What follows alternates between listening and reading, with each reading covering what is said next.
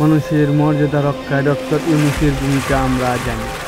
তাকে ব্যক্তিগতভাবে আমি চিনি, তার উপর ভরসা রাখছি।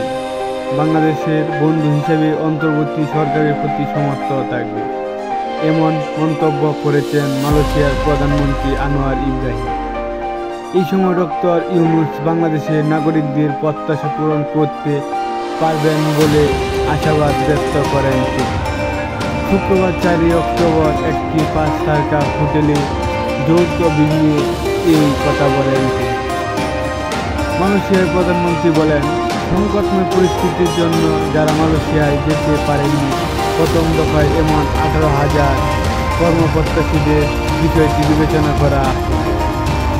বাংলাদেশের কর্মীরা আধুনিক দাস, তাদের সুরক্ষা দেওয়ার দায়িত্ব মালয়েশিয়ার।